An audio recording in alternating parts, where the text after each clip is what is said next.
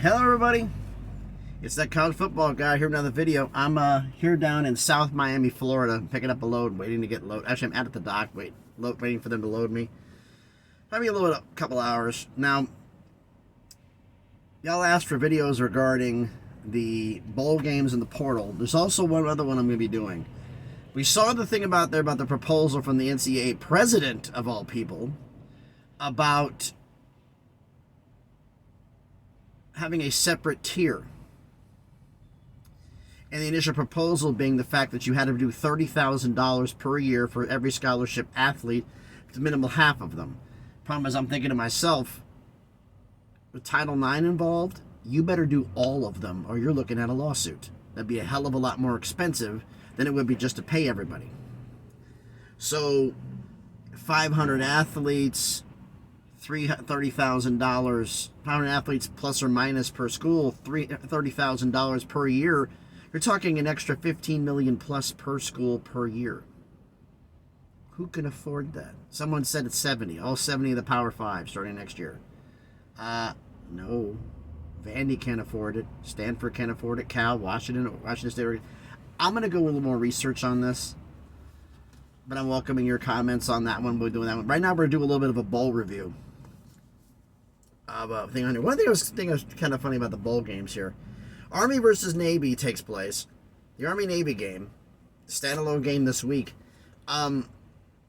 Both teams are 5-6, and neither one are bowl eligible, according to bowl system. It's like, well, Army's 5-6.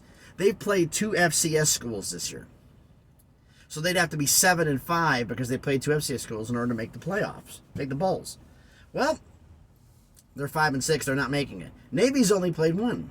Okay, so the rules apply, but apparently somehow if they beat Army, even at 6-6, they wouldn't go bowling. And the spot that they would have had, I'll be mentioning it. Where's it at here? Yeah, it's a bowl game on the 26th. That would have been, it's the only school with a losing record got in. That was because of the academic education rating, whatever it is, your academic rating gets you in as a 5 and 7. Whoever's got the highest academic rating gets in a bowl. So we're gonna just go. I'm not gonna name every freaking bowl game: the Cheez-It Bowl, the Bowl, the What the Hell Bowl. I'm not gonna do that. The What the Hell Bowl sounds like not like a bad idea. The Coach Gets Fired Bowl. I'm waiting for that one to pop up. That'd be a lot more entertaining. Like Battle of the Gladiators. The team's gonna tank intentionally to get their coach fired. That'd be fun to watch. But we're gonna go through the bowl games here. I'm not gonna give like full predictions on all of these, but I'm gonna look at them here, and also I did a tabulation of what conference did the best, was the most bowl eligible teams. Number 1 has already been announced, but it's actually a surprise who has the most bowl teams. But anyway, first bowl game officially is going to all start on December 16th. It's a Saturday. Not this Saturday, a couple Saturdays from now. You got Georgia Southern against Ohio. That's pretty much should be an even matchup. Jacksonville State, who just came up, got it appealed because there's not enough bowl teams to get up, so they're going to play Louisiana. Like I said, this is not a prediction, but Jack State's playing pretty damn good. They should win that one. Miami, Ohio, the champions of the MAC against Appalachian State, the runner-up from the Sun Belt. That one's going to be a hell of a game. Wow. I wouldn't even know who to pick on that one. That's me on there. Then you got New Mexico State, runners-up in Conference USA against Fresno State. I don't know about that one either. UCLA at Boise State. I know that's the LA Bowl. UCLA should be favored in that one. All right, Monday the 18th, one bowl game. Western Kentucky versus Old Dominion. Should be somewhat of an even type matchup. Nothing really crazy there. Tuesday the 19th, we got UTSA Texas San Antonio versus Marshall. 2 former Conference USA teams. UTSA now in the American and Marshall now in the Sun Belt. UTSA should be favored, but then again, that doesn't guarantee anything. No game on Wednesday. Thursday the 21st is South Florida versus Syracuse. I normally would say South Florida's a problem, but Bryce Brown's still there. Syracuse should win, but maybe not. South Florida can light it up. Friday the 22nd, Georgia Tech versus Central Florida. That could be an interesting game. Saturday the 23rd, we have 7 games. We have Sun Belt champion Troy versus Duke. That one should be damn good, honestly. Arkansas State versus Northern Illinois. But kind of an even matchup. James Madison versus Air Force. James Madison got the thing. They're going to be bowl eligible. They got in. They got to a bowl game. They're playing Air Force. Can James Madison's defense stop the triple option? Because it has wreaked havoc with teams. The last few teams figured out how to do it. I'm pretty sure the last few games that Air Force lost, they all pulled up the footage. They started loading me. They just started loading it up, and it's going to show some weaknesses in how to stop it. So they forced it to pass more, which is not Air Force's forte. Georgia State versus Utah State. That could be kind of an even matchup. This one I don't think it's going to be that even. South Alabama versus Eastern Michigan. I think South Alabama was like an early... I looked at the earliest line. This was the one that got me, like 15.5 for South Alabama. Yikes, it's bad. Then a game that could be very interesting. Surprising Northwestern. Fire their coach. Get an interim coach who's now the full-time head coach. Go to a bowl. It's a hell of a turnaround to play Utah. I think Utah should be favored in that one. And Coastal Carolina versus San Jose State. I don't know how I feel about that one. Coastal Carolina could do some damage, but they've not exactly been exceptional the last few weeks. Tuesday the 26th, post-Christmas. Bowling Green versus the only 5-7 team made a bowl game, Minnesota. If they change their mind about Navy, Navy will take Minnesota's spot. But as far as I know, they're not changing their mind about Navy. I don't even know if Navy's even petitioned for it yet. Texas State versus Rice with no JT Daniels. I don't know if he's going to play in this one, or is he retirement? Is he playing for this for retirement or not? I don't know. As far as I know, he's not. And Kansas versus UNLV. Kansas should be favored in that one. Wednesday, December 27th, Virginia Tech versus Tulane. Tulane might pull the upset on that one. Actually, they're a ranked team. Virginia, I don't know. We'll see. Then we got a game here that I'm really looking forward to. North Carolina versus West Virginia. Ooh. West Virginia's been upstarting. Got to face Drake May in Carolina. Yow. And then, sorry about this one, is the game that's called Caleb Williams said, I'm not playing. Holiday Bowl. Louisville versus USC. Caleb's not playing. Louisville should roll. But then again, I don't know how many people they're going to have opt out before the time of the bowl games. That's on the 27th. Then you got Texas A&M versus Oklahoma State. Two former Big 12 schools going head-to-head. That should be interesting. Thursday, the 28th of December. SMU, the about-to-be newest member of the ACC, versus Boston College, an ACC school. You have Rutgers versus Miami. I would say Miami would win, but Rutgers has been kind of surprising, so we'll see here. Here's another good. This is where the games really start getting good, folks. NC State versus Kansas State. That's going to be a tough one. And then you've got Arizona versus Oklahoma. Dylan Gabriel's in the portal. He's not going to play.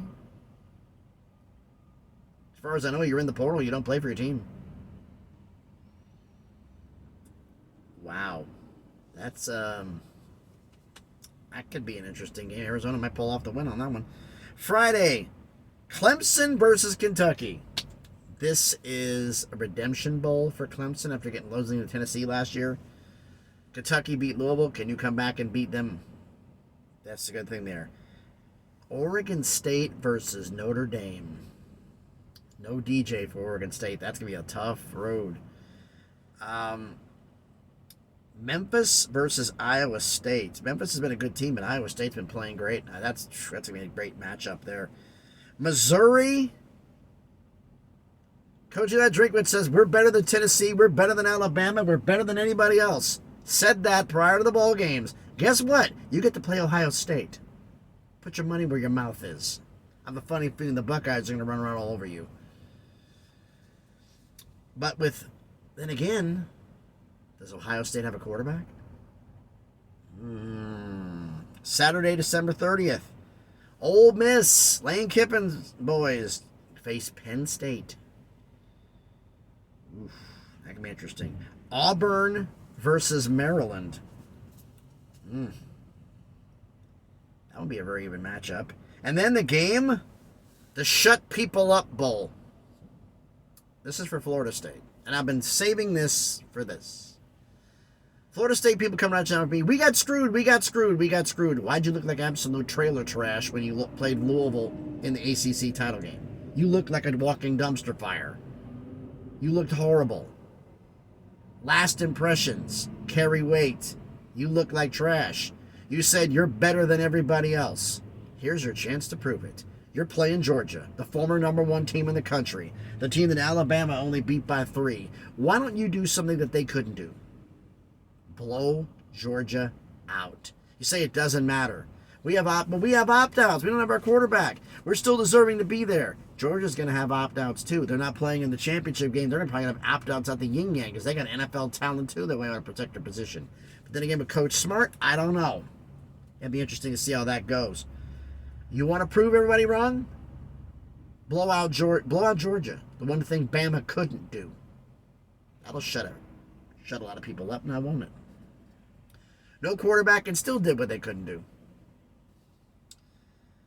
Toledo versus Wyoming. Toledo disappointed you. You lost to Miami of Ohio in the MAC championship game, but you're playing Wyoming, and Wyoming can get it done. This one should be a damn good game. And Monday, January 1st, we have 3 bowl games, and then, of course, the semifinals of the college football playoff. We have Wisconsin versus LSU. This game LSU should be favored, but is somebody like a quarterback from LSU going to enter the portal before this game? We'll see. Liberty versus Oregon. Oregon lost the title game. Conference USA champion Liberty, the best group of 5 team.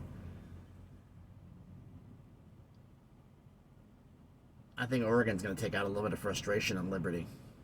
This one might get ugly. And the game I'm interested in, because this is going to be a hell of a game for me. Citrus Bowl. Iowa versus Tennessee. Tennessee has an okay offense. Iowa has an exceptional defense. Tennessee's an okay offense, an exceptional defense, and then you've got, which is strength versus strength, the weakness versus weakness, Tennessee's defense versus Iowa's offense. Is Iowa going to score on Tennessee's D, or is Tennessee going to make plays? Is this going to be a 6-3 ball game, or is this going to be something else? This one's going to be interesting. And then, of course, the college football playoff semifinals, Alabama versus Michigan and Texas versus Washington. Like I said, a lot of these bowl games, I'm not making early predictions because we don't know what's going to happen with the portal and players opting out. We don't know yet. That's still a flux and a work in progress. Now, Notre Dame made a bowl, but I didn't count them in the ACC because they're not in football. So 10-1. Who were ranked with the most bowl appearances? In 10th place, this is conference. This is the Group of 5 and the Power 5 mixed. In 10th place with 4 appearances, Conference USA. In 9th place with 5 appearances, the MAC. In 8th place with 6 appearances, the American, the AAC. We have a tie for 7th with 7 appearances, the Mountain West and the Pac-12. Kind of ironic. In a tie for 5th with 8, we have 2. The Big 10 and the Big 12. In 3rd place with 9 is the SEC. In 2nd place with 11 is the ACC. And in 1st place with 12 is the Sun Belt. Now, the Sun Belt, if you look at the rankings, there are a lot of 6-6 and 7-5s. And 2 teams, one's 3-9 and one's 2-10. They fed on the bottom. But they won their games. The best conference in terms of winning is the Sun Belt this year. Power 5, believe it or not, is the ACC. Now, the one thing I'm going to do here, I didn't do this, and I'm kind of looking at with the new Pac-12. So you have USC, UCLA with this relationship on there. But I'm not going to do that because that's next year, not this year. So, yeah, the Sun Belt had the most bowl games than anybody else. That is crazy. So why don't you let me know what you think about these bowls down in the comments. So thanks everybody for watching. Like I said, I have the thing going on there, do a little bit of research here, a little bit about the finances, but I'm thinking I could just go off the top. As I said, 50 schools can go, and I'm going like, could 50 schools really afford an extra 15 to 20 million a year more money over what they're paying already? You do that one, it's the haves and the have-nots within the Power 5 shake out. I mean, I looked at it simply. They're talking 50. I said, you might get 32 if you're lucky. It might be 30 or less, because there's not as many as you think. But we'll do that later. So right now, thanks everybody for watching the video. If you haven't already, please smash the like button, hit the thumbs up, comment on the video. All of them help the algorithm, help the video be seen by more people. And if you haven't already, check the video out, check out some other ones I've done. And if you like them, hey, subscribe to the channel. Trying to crawl up to 500 subscribers. Making this work happen slowly but surely, on the way up. So thanks everybody for watching. Hope everybody's enjoying this Wednesday. I know I'll be heading north of Nashville for delivery Thursday evening to Friday morning, whenever I get done being loaded. So we'll see. So thanks everybody for watching. As a guy runs a forklift right into a steel rack. Nice job, genius. Thanks everybody for watching. Be safe out there, and please be good to each other.